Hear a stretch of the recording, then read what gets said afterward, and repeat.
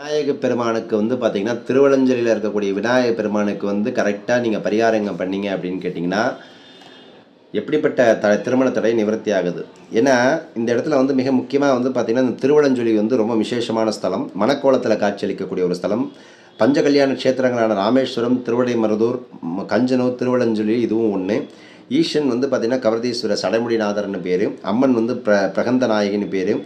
ஏன்னா, இந்த தேவர்கள் இந்த பாற்கடலை களையும் பொழுது என்ன ஆகுது அப்படின்னா, பிள்ளையாரை வழிபடாம அவங்க பாட்டு கடைய ஆரம்பிச்சதுனால என்ன ஆயிடுச்சு அப்படின்னா, நெறைய தடைகள் வந்துச்சு. அப்ப அங்க இருக்கக்கூடிய தேவர்கள் என்ன பண்றாங்க அப்படின்னா, அதில வர்ற நுரைய எடுத்து பிள்ளையாரா பிடிச்சு ஆரம்பிக்கும் பொழுது என்ன ஆகுது அப்படின்னு கேட்டீங்கன்னா, அந்த இடத்துல தடைகள்லாம் நிவர்த்தி ஆகுது. பெண்களுக்கு திருமண யோகம் கல்யாணம் ஆகாம இருக்கிறாங்க அப்படின்னா, கண்டிப்பாக இங்க பரிகார தோஷங்கள்லாம் செஞ்சீங்க அப்படின்னா வெற்றி கிடைக்கும். அது எப்படி பண்ணணுங்கிறது அப்படிங்கிறத நீங்க கேட்டு பண்ணணும். இதெல்லாம் நாடி ஜோதிடத்தில சீக்கிரமா சொல்லி வச்ச விஷயங்கள். அதேபோல பார்த்தீங்கன்னா, கடல் நுரையினால் ஆனவர் அப்படிங்கிறனால அபிஷேகம் செய்ய முடியாத ஒரு நிலை. அதனால